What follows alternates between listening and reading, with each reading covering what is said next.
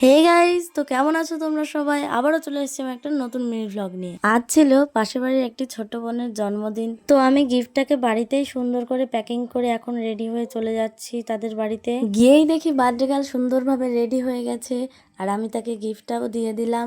তারপর birthday girl happy birthday স্যাশ পরে ready হলো, কিন্তু কেকটা বের করতেই দেখলাম কেকটা আনার সময় একটু সাইডে সরে গেছে, কিন্তু আমরা তাকে ঝাঁকিয়ে একদম ঠিক পজিশনে এনে দিয়েছি। আর এখানে তো কেক কাটার আগে কেক মাখামাখি শুরু হয়ে যাচ্ছিল, কিন্তু তারপরেও আমরা সেটাকে সাইডে রেখে দিলাম আর শুরু হয়ে গেল এখানে আশীর্বাদের পর্ব।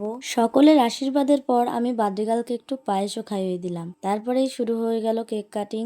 এবার বার্থডে গার্ল আমাদের সবাইকে একটু একটু করে কেকও খাইয়ে দিল, তারপরেই শুরু হয়ে গেল আমাদের কেক মাখামাখি। কিন্তু এখানে তো কেউই কেক মাখতে চাইছিল না, তাই আমার হাতে একটু ক্রিম লেগে থাকে, আমি এনার মুখে লাগিয়ে দিলাম। তারপর বেশ খানিকক্ষণ ধরে আমাদের ফটোশুট চলছিল। প্রথমে কেউ কেক মাখতে না চাইলেও পরে সবাইকে কেক মাখানো হয়েছিল। আর এখানে তো ফটো তোলার মাঝে একটু কান্নাকাটিও শুরু হয়ে গেছিল। তারপর আমরা দুই ভীতু মিলে বেলুন ফাটাচ্ছিলাম, এবার আমরা মজা করে কেক খাচ্ছিলাম। আর এদিকে তো বার্থডে গার্লের পছন্দের ডিশ রান্না হওয়ায় সে আর ওয়েট করতে না পেরে ডিনারে বসে গেছিল। কিন্তু তখনও আমরা সবাই মিলে বেশ খানিকক্ষণ ধরে হই হুল্লোড় মজা আড্ডা করার পর ফাইনালি ডিনার করতে গেলাম। আর আজকের ডিনারে আমরা বিরিয়ানি, চিকেন কষা, চাটনি, পাঁপড়, মিষ্টি খেয়ে বাড়ি চলে এসেছিলাম। তো আজকের মতো ব্লগটা এখানেই শেষ করছি, তোমাদের সঙ্গে দেখা হবে পরবর্তী মিনি ব্লগে।